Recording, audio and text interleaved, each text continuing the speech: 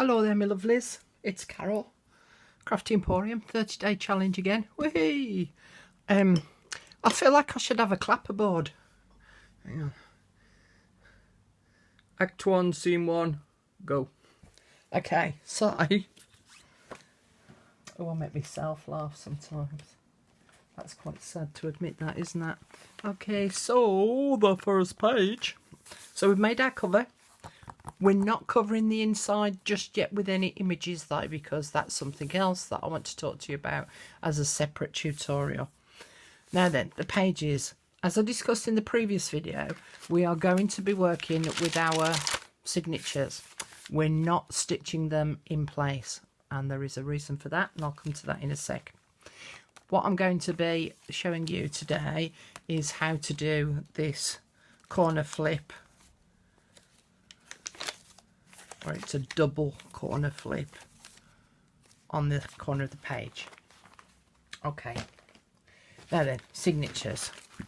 The reason why and everyone does this differently, so I'm not saying that I'm right and they're wrong. No, this is just the way that I do it. I prefer to work with my signatures not inside my journal. I like to make the majority of the elements, not all of them, but the majority of the elements, and position them on the pages, and then decide whether I want to put lace on the edge, whether I want to do a punched edge border, whether I want to do any stitching. And the problem is that if this is stitched inside my journal, I'm actually going to find it quite difficult to do any sewing on. So at least this way I can take the page apart and take just that to my sewing machine and go and do any sewing work that I want to do on it. The other reason that I keep it out as well is if I want to do any stenciling or any stamping on it.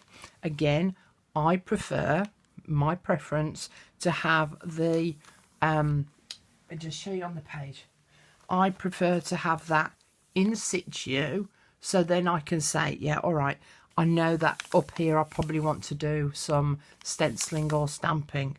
Now, because mine's now all in place, I'm actually going to find it a little bit difficult to do the stamping part, but I can get away with doing some stenciling.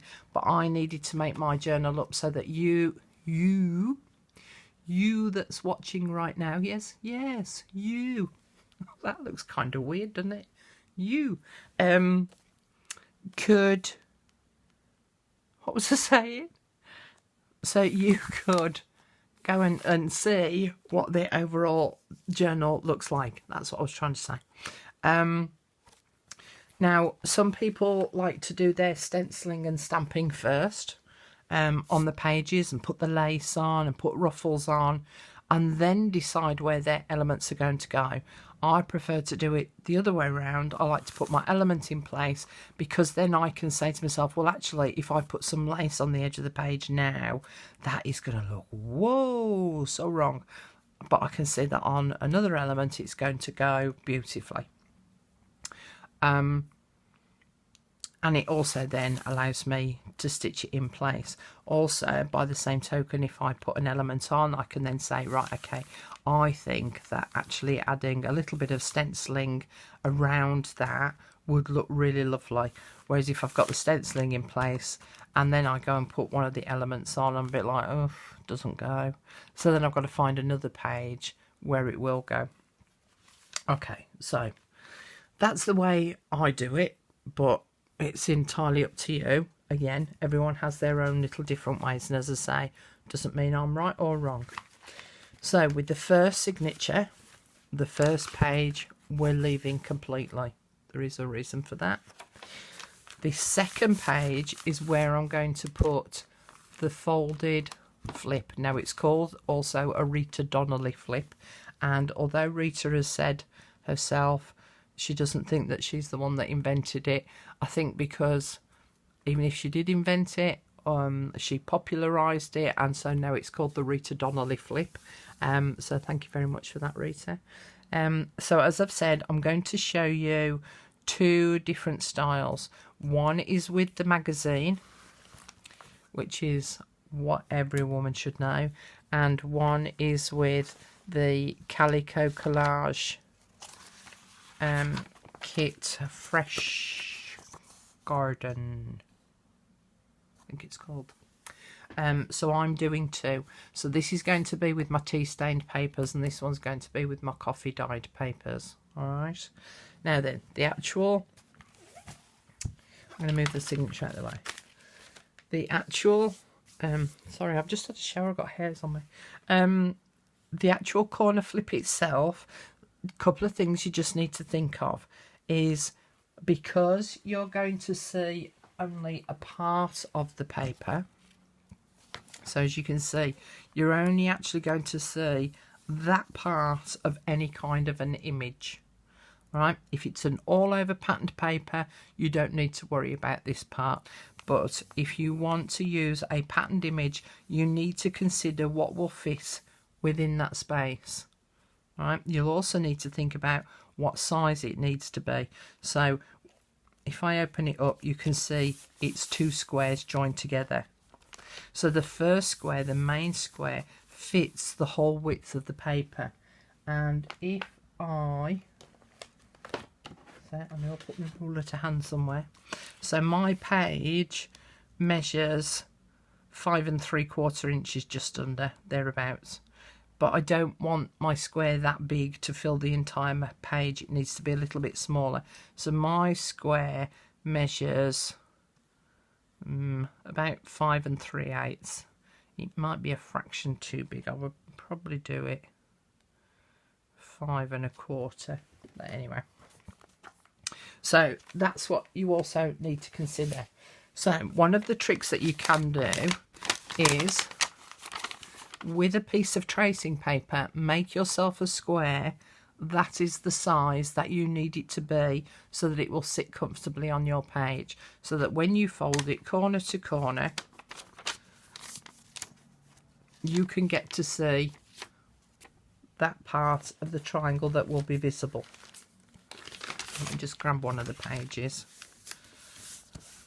So if I decide to sit that triangle down there in that corner, so that the flip will come up this way, can you see how I've written on it this way up? So that when I'm looking at images, I can see that that's how I want it to look. Now some of the images actually won't fit comfortably on that way, but do fit on comfortably that way, which means then that my this way up is actually the wrong way up. But I also will need to remember that my triangle will then open that way on the page.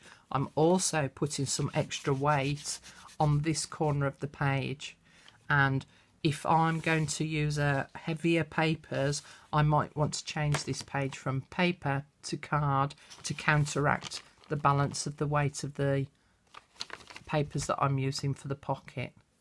Alright, so triangle. Now I've already chosen an image in here, and I've chosen a different image to the one that I used originally. Come on, where have you gone?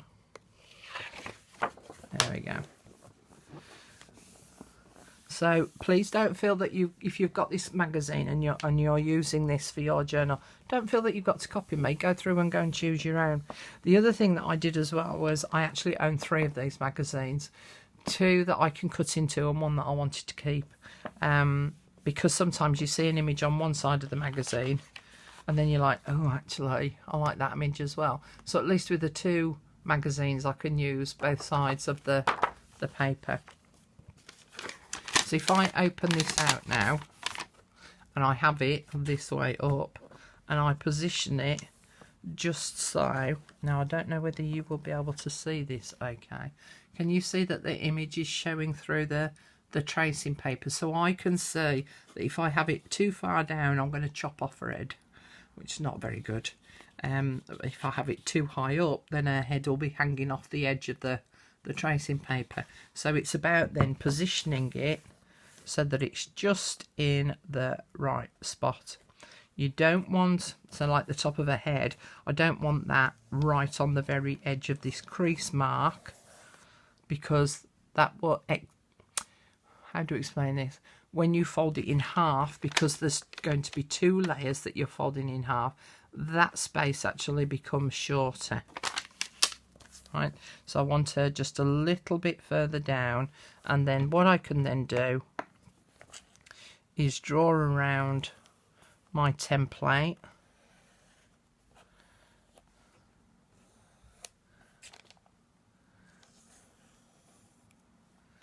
It's gone quiet, hasn't it?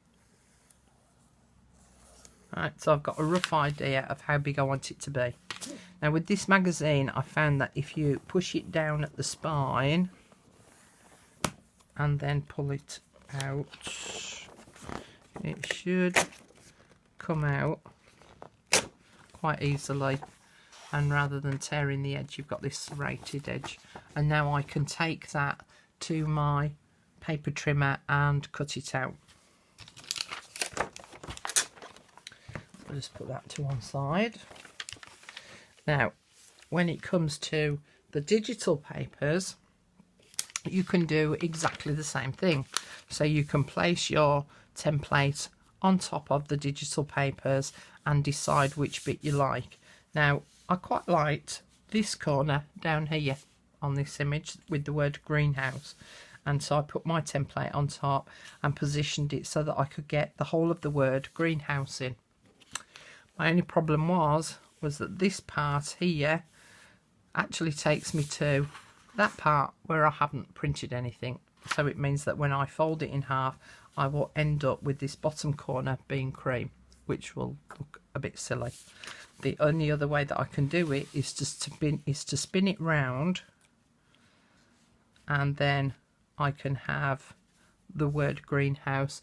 But I need to bear in mind then that my corner flip is actually going to fold in a different direction, and I will need to sit my pocket on the different corner of the page. So I decided against that one for this. So I thought that will come in handy for something else. So then I used this page, and I liked the word herbs. But again, I am going to end up having my pocket going the other way on.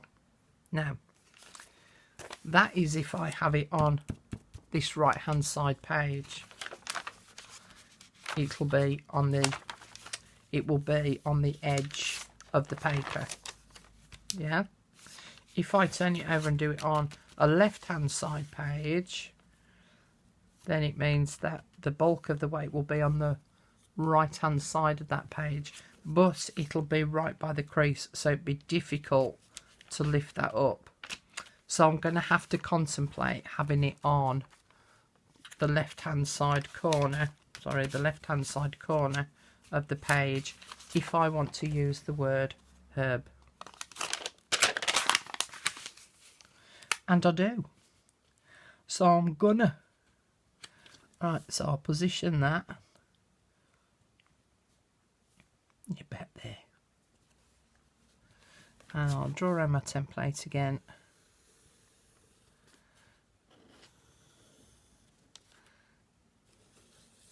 Ooh. Might be a bit skewy there. And then I can cut that out. Okay.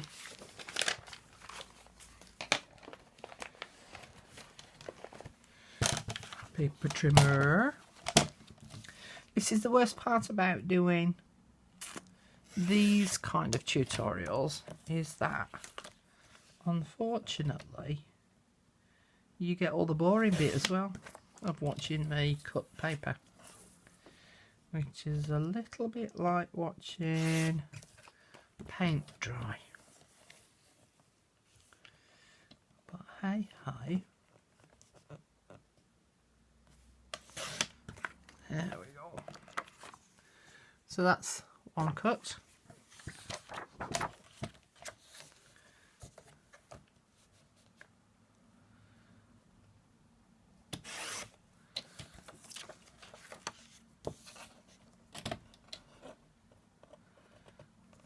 Now I'm going to be canny about cutting this and just do it from there.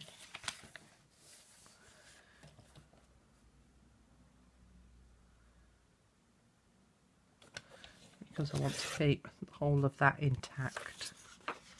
Look, I've got a whole piece now. And then that was just along that bottom edge.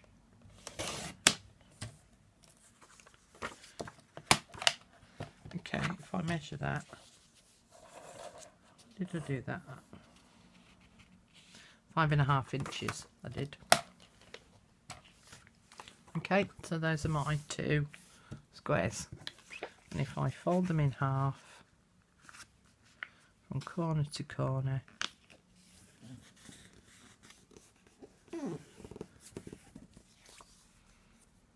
oh, I did it wrong.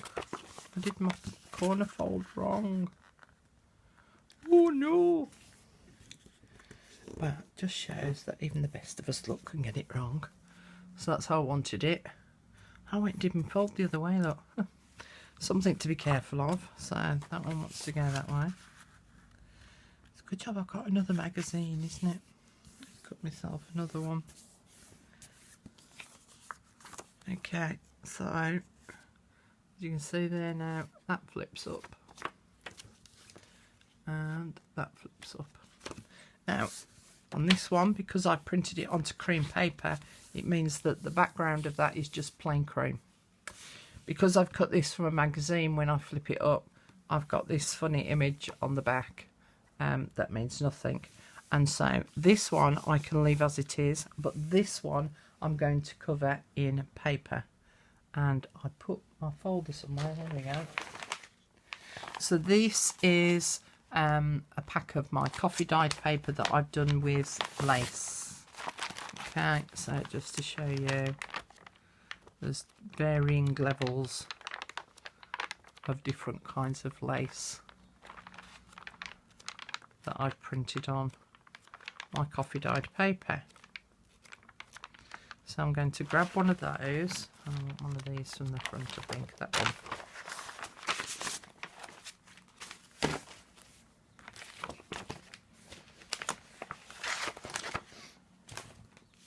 And what I'm actually going to do is I'm going to use my collage glue,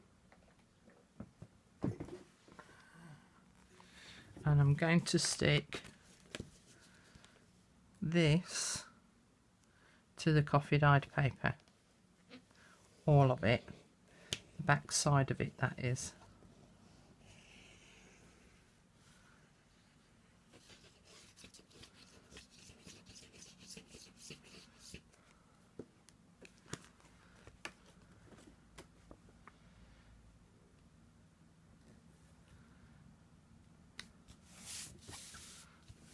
Okay, and then I can cut around that.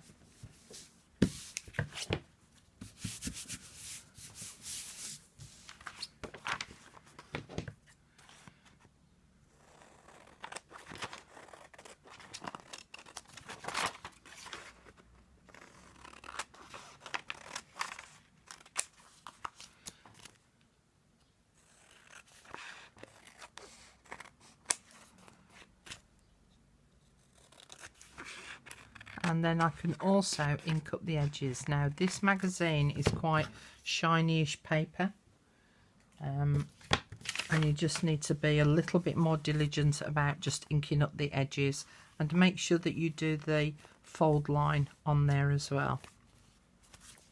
So it means now that when I fold it the right way around, oh dear. Okay, so that when I flip that back now, that has now got the coffee dyed paper and it looks a little bit nicer than going to that lady that was then upside down. Right, now again at this point I can go and take this to my machine and stitch around the outer edge. This one I'm just going to leave as it is.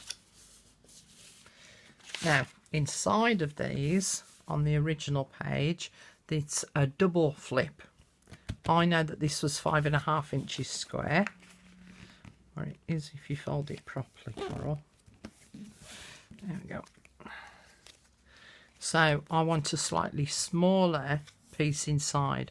Now again, I could choose another image from the magazine to put inside and then back with coffee dyed paper. I'm not going to do that in this instance. I'm just going to use the other part of my coffee dye paper that I've got left over. So if I cut another square that's now 5 inches, whereas this one was 5.5, and then fold it diagonally. So let's have a look. 5 inches and 5 inches, and again fold that diagonally.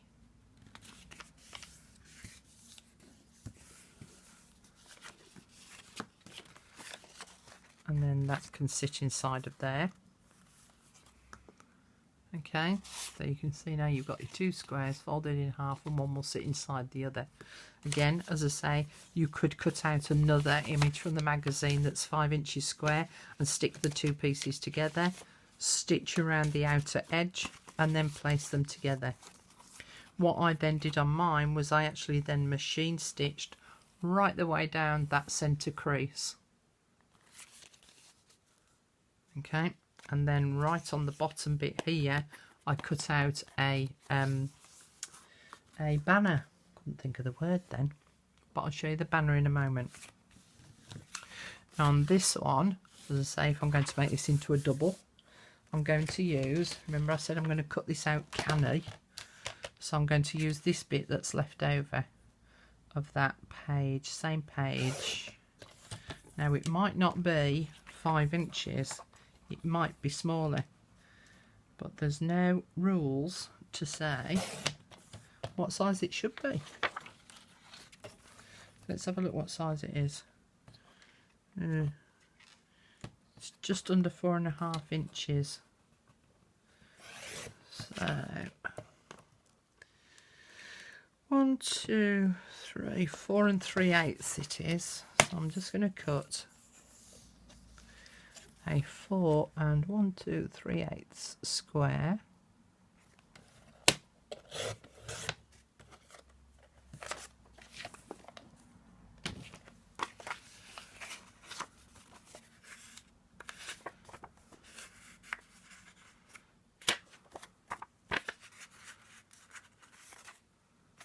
That's nice, like that side.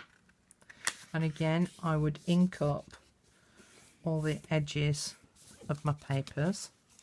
Again, I would decide if I wanted to machine stitch around all the edges of the papers, and then I would sit the 2 together, and again machine stitch down that centre crease to hold the 2 pieces together. So it means that when I open this one up now, it goes from that one to that one, to that, to that, to that, and then I'd have a little banner on here. So again, using the same paper but the leftover bits to cut a banner.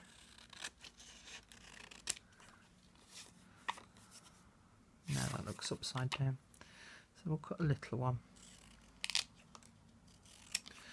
So I've just cut the rectangle of what's left, and I'm just going to make a little snip up the centre, and then I'm going to cut from this corner point up towards the centre.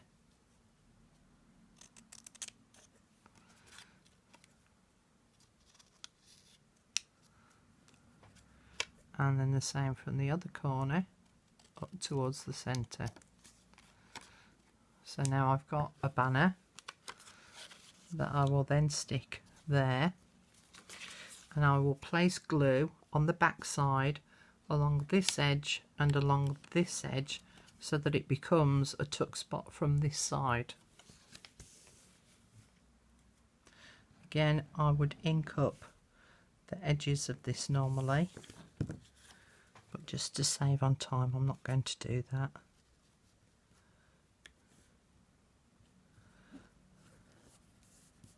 So it just means that if you want to add a little piece of paper, then you've got somewhere where it'll just tuck under and just sit. And so if we go to our page,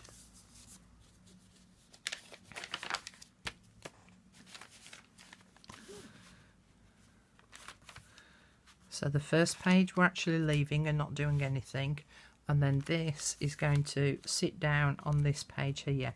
Now at this point, don't glue it in place, just use a paper clip to hold it in place. All right, because we want to remove all of these elements when we actually come to sew in the signature. But when we come to put it in place, we're going to place glue on the back side down this edge here,